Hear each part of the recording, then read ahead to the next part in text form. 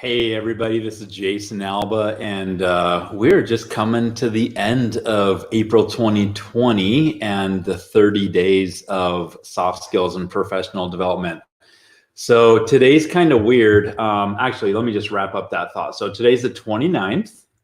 Tomorrow's the last day of the month, which means tomorrow is the last day of free April on Pluralsight. If you haven't done it yet, jump in, get a couple of days free. Otherwise, I or other Pluralsight authors usually have access to a 30-day pass. And if we have them, we're more than happy to hook you up with the 30-day pass. So go ahead and shoot me a message. You can find my email at jibberjobber.com. So basically what I've been doing is sharing over the whole month topics from my courses. And of course, some of the topics that I have other authors in Pluralsight have done courses on, which is cool because you get my perspective on a topic and you get someone else's perspective, and then you figure out what elements of which person you like and how you're going to create your own thing. So today, as I was looking at these two courses that I want to share, hold on, let me share my screen real quick. As I was looking at these courses that I wanted to share, I noticed that there were actually probably at least 3 or 4 other courses on creating something and marketing or selling it. And so anyways, that's what we're talking about today. I'm going to use 2 of my courses. One is called Marketing and Selling Your Own Products and Services. Down here, you could see it's 2 hours long. And we'll go into this table of contents in a minute. And then the other one is Writing and Marketing a Book. And that's almost 3 hours long. So I guess I put my all into that one.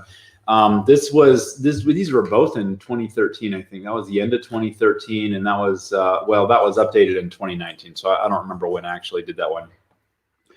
So anyways, what I learned when I got laid off was I wanted to have multiple revenue streams, and it's really awesome that the Christmas before I got laid off, so Christmas of 2005. I was at my parents' house in another state, my wife, and I don't know how many kids I had, but let's see, I probably had 2 kids. No, I had 3 kids. And we were at my parents' house with the rest of my family and just celebrating the Christmas holiday. And I love going through my parents' bookshelf because they just have so many cool things. And so one of them was, actually, I told you I had this, but I'll pull it off. This is my makeshift tripod, Multiple Streams of Income. So I got this book out of my parents' bookshelf, and you can see it's by Robert G. Allen.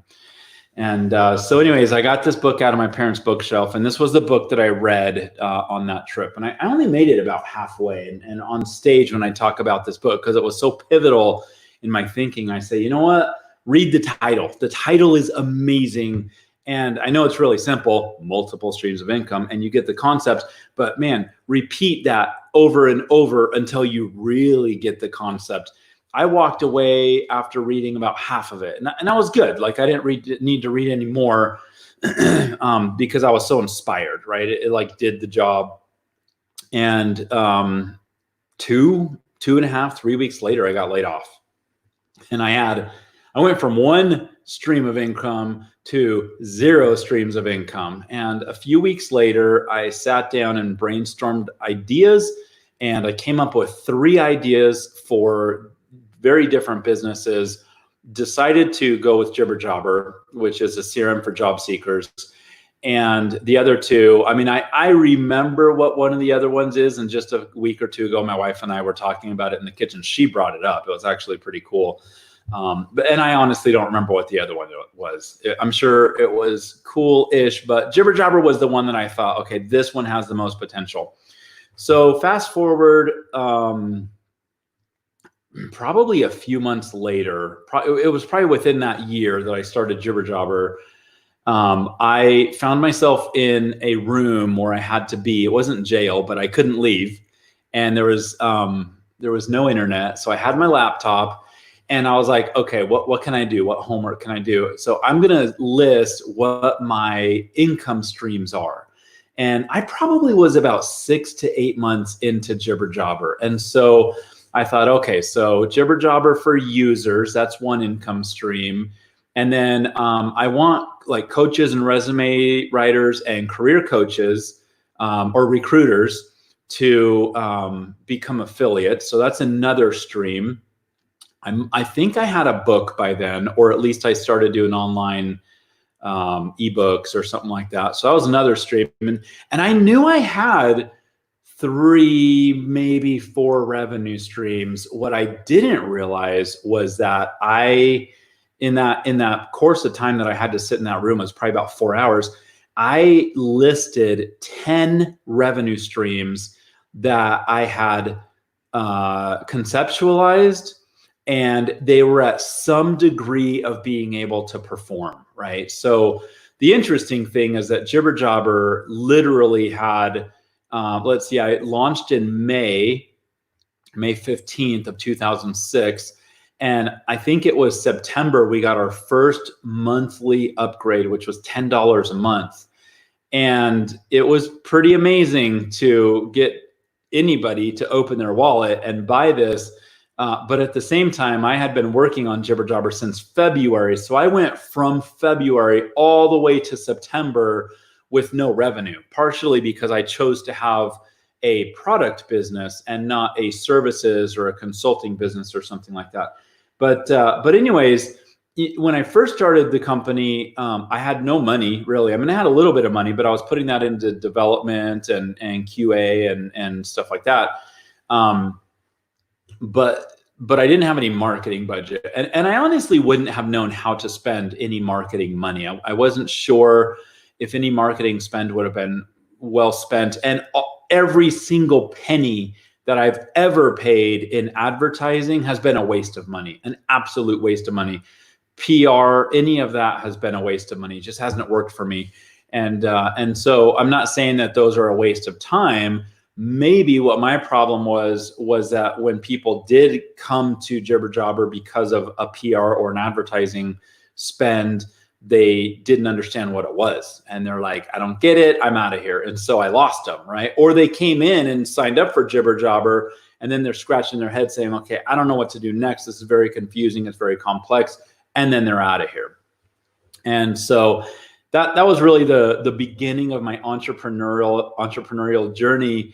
I always wanted to be an entrepreneur, but I was on my career path. Like I didn't have the time. I didn't make the time. I kind of thought that all of the mousetraps had already been invented. There was no better way or different way that I could do a mousetrap. I've learned a lot since then. It's not about the mousetrap. It really does have a ton to do with the marketing of your mousetrap. So I'm not saying that you won't be able to invent new ideas, or that you can't take an old idea and maybe repackage it. But there's a lot more to creating a successful entrepreneurial business than just having your thing. What I found is there are some amazing companies out there that have regular products, or even kind of less than regular, kind of disappointing products, but their marketing is phenomenal and they're crushing it. So anyways, that's kind of the nemesis of where this comes from. If you have read any of my stuff or know anything about me, you know that I am 100% entrepreneur. You talked a few days ago about you eat what you kill, which means that as an entrepreneur, you have to produce. You know, like when I had my job at the government, I didn't have to produce a thing. I didn't even have to be nice to anybody, right?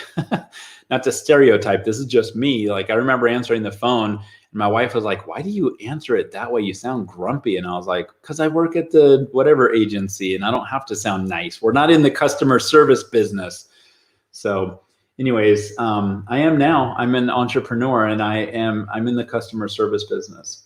So let's walk through these courses real quick, but get this. You don't have to get the book. Just get the 4 words, multiple streams of income. Please think about and work on multiple streams of income. This is really quite an unusual course for Pluralsight.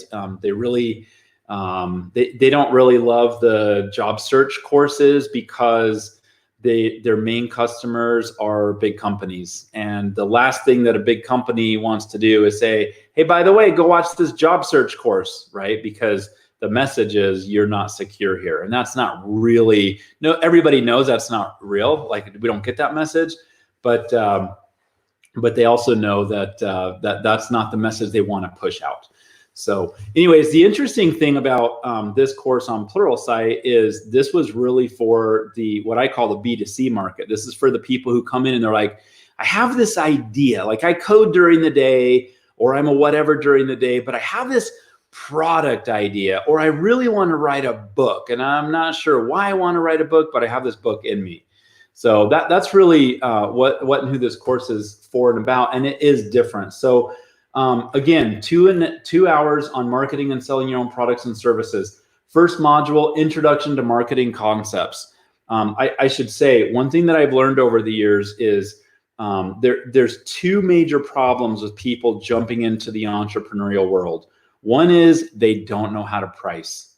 They don't know how to price. They don't know how to sell. They don't know how to market. They just don't know how to do the business. I actually saw on Twitter a couple of days ago, somebody said, hey, I have some ideas. I'm a programmer, but I have zero business idea. I don't understand business. So I'm looking for a partner to bring the business side over to me. And I thought that was interesting. I haven't seen that for a while, but when I go out on the road and speak, I hear it a lot. People are like, I got all these great ideas. I just don't know how to do business. The biggest problem, or one of the biggest problems I see people do that freelance, they market themselves, is they don't bill correctly. And I should probably do a course, not a course, but a YouTube live on how to develop your billing strategy. But most people underbill by way too much. And even if they think they're making good money, they're leaving maybe multiples of money on the table. The other problem that I see with people that want to get into the entrepreneur world is they have ideas and they think about them and they overthink about them and they analysis paralysis them and they never get anything done.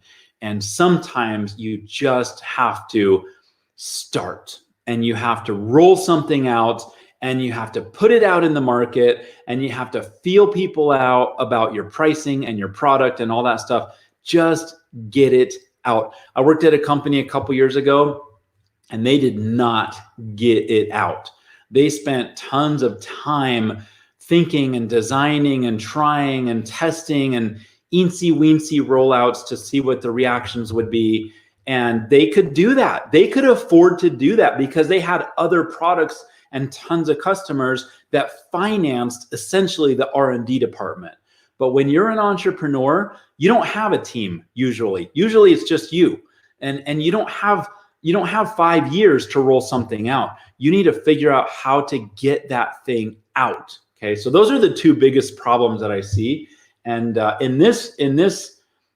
in these courses, I don't talk a whole lot about how to get it done. Although in the book one, I have a whole module dedicated to how to actually write your book. What are the steps to go through? All right, so introduction to marketing concepts. I talk about organizational functions and where marketing fits in, what the goals of marketing are, the SWOT analysis, which is something that every business student learns about. There's another thing called the business canvas, which is newer since I got out of my MBA program. I don't like the business model canvas. I think it's really simplistic and kind of hokey, but I understand that it's a model and a framework. So whatever, maybe it's something you need to go through. I actually like models in general to learn what you can and need from them, but you don't live and die by the model. And what I saw from and about the business canvas model was it replaced everything else. And I just feel like there's other value in some of these other models. So there's the SWOT analysis, the 4 Ps of marketing, which is like price, product, promotion, placement.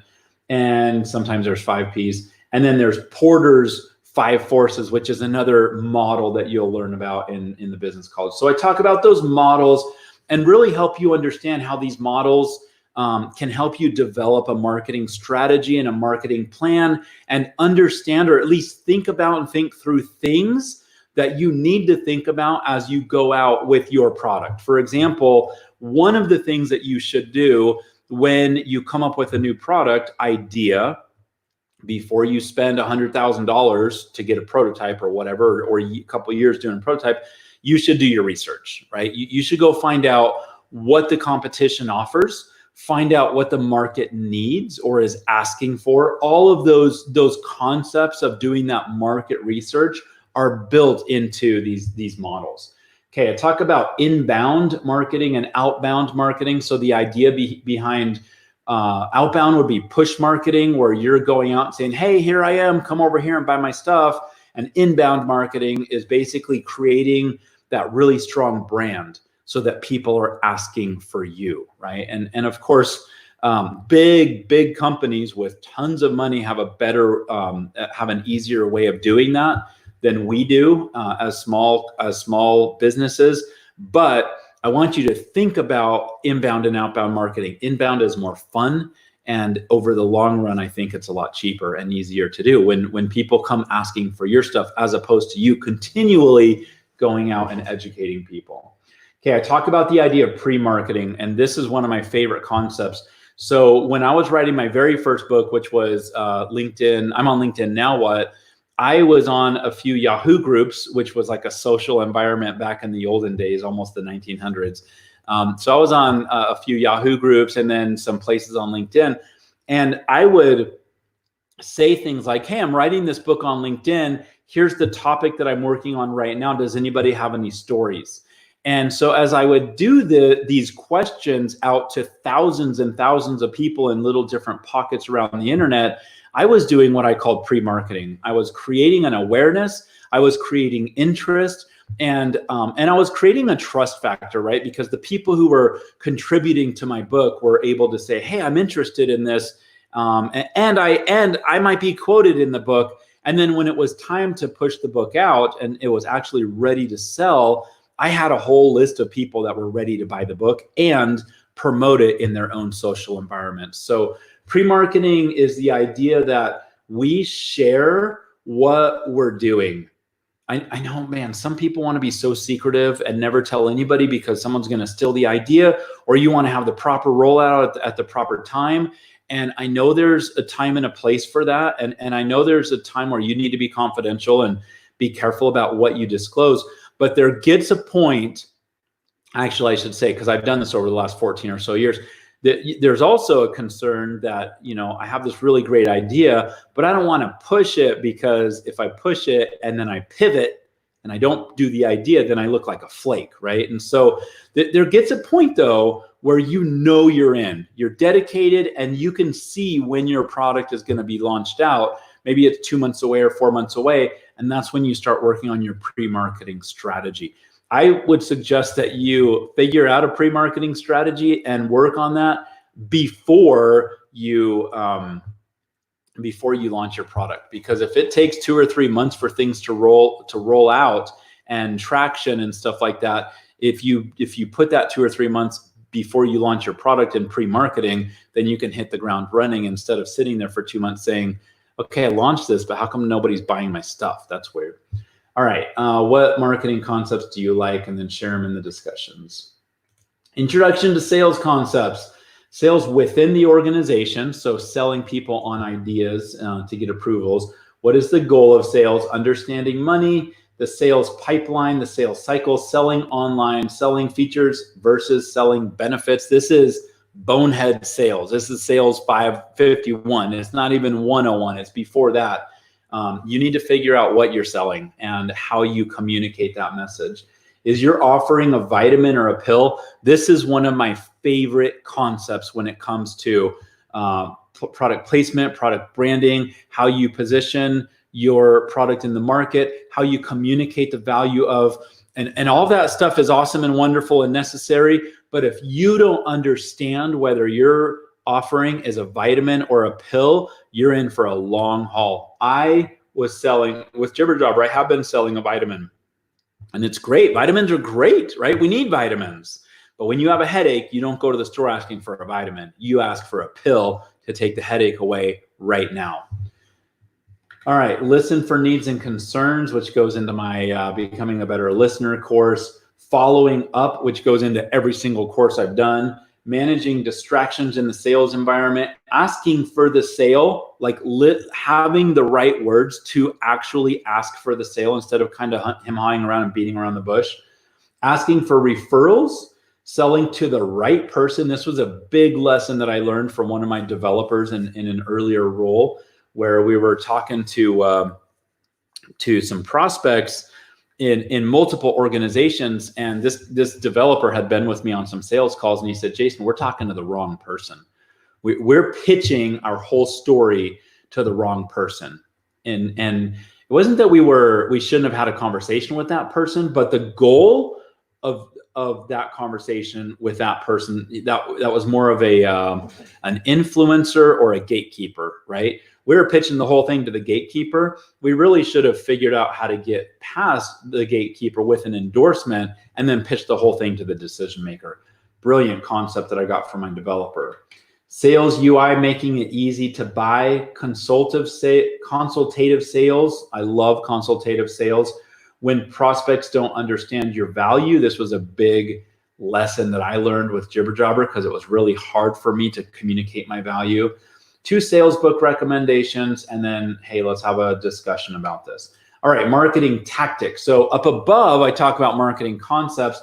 Now we're going to go into specific things to do with marketing. So list out your high value activities, create a marketing calendar, explain how you're differentiated, define your value statements, develop credibility, use blog posts, use LinkedIn, write LinkedIn articles, use email marketing, identify competitors and substitutions, which is part of the models that we talked about above, justify your pricing, identify marketing channels, creating a go-to-market asset, removing distracting language, which I call mental friction, list and describe your benefits, improve your email signature, which is part of your branding, and then I go into sales tactics. So practice active listening, ask for a referral, practice phone conversation, list 10 new prospects to contact, evaluate and clean up your UI.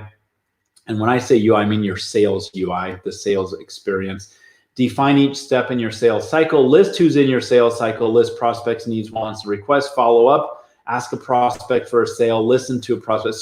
So I really go in depth on how to, as the course says, market and sell your own products and services. Whether you're consulting and you don't have products, or you have developed a widget or an app or a thing or whatever, this course would be a great primer on what do I need to think about. And of course, you can go hire it out, right? I actually was just talking in a conversation about hiring a writer to do online advertising for like $1,000 a month plus the cost of the advertising. So if you have the money, you can hire it out. If you do, I do think it's important that you understand what you're buying, like what your needs are, and what the right professional is. The second course to talk about real quick is writing and marketing a book. So why you should have a book.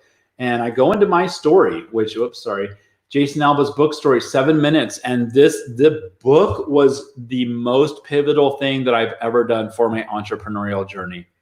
And I tell people, you need to have a book. You need to write a book. And it might not be a print book. It could just be an ebook. But in my story, I tell you why it was so important.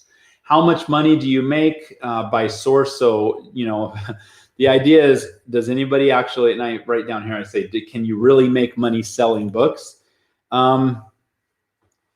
Questionable. Yeah, I think I read somewhere that most business books or nonfiction books sell on average 200 copies. Probably the author's buying 50 or 100. But generally books don't sell. And if books don't sell, then you're not going to make any money. And if you're not going to make any money, you're going to wonder what the heck you were doing for 1 or 2 years trying to figure out how to write a book and get it all ready to go and spend money on editing and layout and all that other stuff. And then you sell like 40 books, right? And you don't even get close to recouping on your book sales.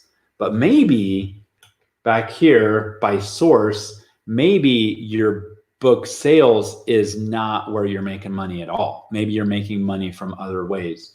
My expectations and the reality of being an author, the expectations of being an author, topic, audience matching, great story here. I think I share this about one of my friends who is going to write a specific book for me. And she came to me and said, I can't write this book. And I said, why not? Like, this is you. This is your perfect book and your perfect story. And she said, that's true, but in my business, my audience is over here, and that book would be for over there. And I thought, totally get it. I totally get it. You got to make sure that what you're writing about matches the audience that you want and the purpose. What if your topic's already taken, right? So it's not like there can only be one topic or one book on a topic. How expert do you need to be? Because some people feel like they're not an expert. Type of book and writing style. Can you really make money selling books? All right. Then I go into, by the way, this is 2 hours, almost 3 hours long. Actually writing your book. This right here is its own course. How to write a book. I get people who are like, I want to write a book. I have an idea, not quite sure what to do. And I'm like, oh, I'll walk you through it. I've done this. I have 3 different books out, 2 other books that I've started. And in one of my books, I've done 4 editions. So 4, 5, 6, 7, 8. I've gone through this process for books, not to mention courses, 8 times. And I have my own opinions on how to actually write a freaking book. Probably step 1 is stop thinking about it and get pencil and paper and just start going. Okay, introduction to this module, the writing journey, perfect versus good enough, your book's title. I am really, really big on the book title. Table of contents, which becomes your, what I call your skeleton. The writing process, writing thoughts and tips. What about ghostwriters? Should I get a ghostwriter? Publishing options, self-publishing thoughts, which have actually, I've massaged those over the last few years. When I first wrote my first book, self-publishing was taboo. You shouldn't have done it. People didn't like self-publishing. After my first book came out, and I didn't self-publish, it kind of felt that way a little bit. It was through what I call vanity publisher. After my first book came out, self-publishing became a lot more acceptable and accepted, and it's really easy to do. I mean, you can upload a Word document into Amazon and have Amazon print your book one at a time. It costs more for you to do that, or I should say you make less per book if you do it that way, but you don't have to do any fulfillment. You don't have to worry about printing. You don't have to worry about inventory. You don't have to worry about shipping. It's pretty awesome. What I did for my third book, 51 Alternatives to a Real Job, was because I wanted to make a few dollars more than doing it the Amazon way, is I took my book to a print shop and I printed, I don't remember, hundreds, maybe 1,000. I might have gotten 1,000 books. I don't remember. But anyways, there's a whole bunch of different options for publishing.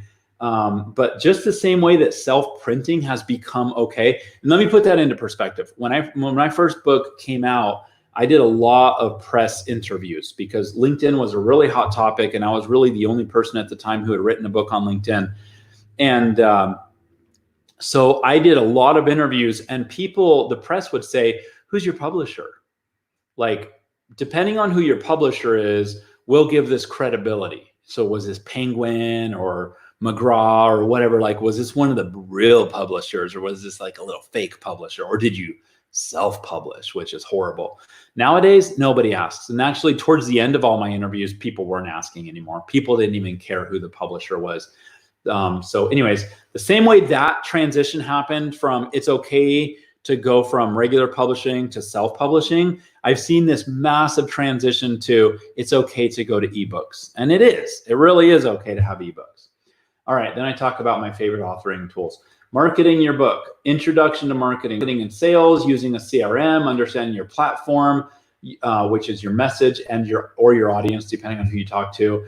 Your marketing plan, components of your marketing plan, selling on Amazon, book trailers, becoming a bestseller, why and how, pricing, and becoming a bestseller is kind of funny. I mean, you got your Tim Ferrisses of the world who have sold tons of books and they make a lot of money from their books. And then you have someone who like self-published something, which is fine. But then they go out on Amazon, they put their book on Amazon, and then they ask all of their friends to buy their book the same day or the same hour. And so Amazon can say, oh, you were the #1 book for this hour. And it's like, yeah, that's because you had 40 of your friends buy it at the same time, right?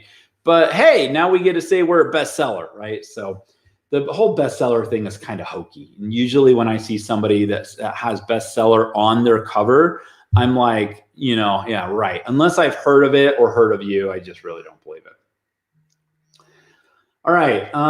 Pricing your book. Pricing your book is so interesting. When I first started my book, I had people who came out and they said, why is your book not $97 or $47? And I'm like, well, why would I do that? If you go to the bookstore, all the books there are $20 or less, especially the size of my book. And they're like, yeah, but all the books online, the ebooks, are $97. And I was like, oh, that's really interesting. So I didn't change my price to $97. I kept it as a traditional book, but I thought it was really fascinating that the idea of pricing your book, there's a lot more than just walking into a bookstore and comparing like books to what you have come up with. Distributing and selling ebooks, leveraging social media, finding and empowering evangelists. Mark LeBlanc talking about enders and repeaters. And this is a brilliant concept. I recommend anything from Mark LeBlanc. I created the job search program, which is based on a lot of Mark LeBlanc principles. But here specifically, the enders are tasks that end, that you do them and then you're done with them. The repeaters are things you have to regularly do, right? So I'm going to buy a house. That's a task that ends, usually. I don't buy a house every week. I'm going to do the dishes. That's a repeater. I'm going to do that every day, right? So talk about marketing and selling tasks that are enders versus repeaters. And then the value of traditional media. And then the last module was a lot of fun where I said learning from. So learning from Mark LeBlanc, learning from Tim Ferriss, Jason, I think it's Fried, but it might be Fried. I can't remember.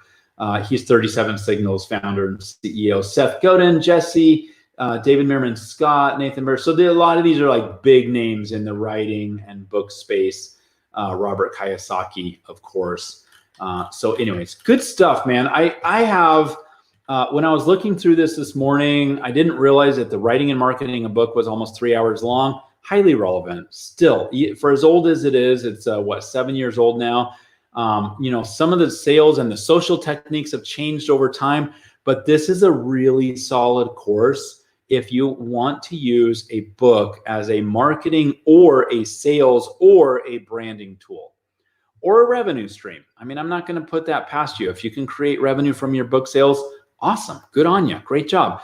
But what I found is the book, my first book for me, led to speaking opportunities. And I've easily made over 6 figures over the years speaking at places. And I've got to go to some fun places. The speaking, because of my books, have led to my Pluralsight opportunity, right? So all of these things, I can go back and say, why am I doing this right now? Why did I get this opportunity? And it's kind of because I wrote a book back in 2008, right? And so I don't know, it was just awesome. So writing and marketing a book, awesome stuff. Marketing and selling your own products and services. Every time I get on the road in front of an audience, I'm like, who has an idea? Like who has an idea that they want to do a business on? And someone's like, yeah, my grandma had the best tomato sauce, spaghetti sauce in the world. And we want to package it up and ship it out. Or someone has a consulting business, or someone has an app idea, or someone wants to do a lawn mowing business, or whatever it is. I don't really care. If you're passionate about it and you can make it worth your time and you can create financial security by creating another income stream, that's awesome. And so that's what this course is all about, marketing and selling your own products and services, whatever they are. This is for the ones who are entrepreneurial minded. And in today's world, can you imagine in the COVID era getting, let's not even say getting laid off, but having your company shut down, right? Your company shut down and you're getting government help, which doesn't even cover your rent or your mortgage. You have no, and you don't want to live this way. You don't want to be dependent on one company or one boss or whatever. You want to start creating your own financial security through multiple streams of income. Can I pitch this title enough? You want to create that. And what I found is, for me, the product creation is easy. That's what I do. That's what I've done my whole career. Getting into the marketing, selling, that's when it starts getting a little tricky. That's when it starts getting a little more difficult and you have to be more creative. These two courses can help with that. When you go through them, or even if you don't like them, go into the, once you're logged in, there's a tab that says, I think it says related courses or something like that. Click on that and you will find other courses that might be more interesting, or interesting as the next course for you to take. Again, free April is ending tomorrow. So you still have time to jump on for today and tomorrow. Just go to the top of Pluralsight and click on the button that says sign up now next to the free April. Don't do this 10-day trial one. If you're past April, then come to me or some other Pluralsight author and ask if we have an extra 30-day pass that you can use. Tomorrow, we are talking about Understanding Your Audience, which is a new course that came out this year. And I really enjoyed putting that one together, and it's gotten some good traction. I've had some people, a lot of people watch that every day. So that's been really cool. Anyways, that's it. I'm out. Thank you. If you have any questions, Jason@jibberjobber.com.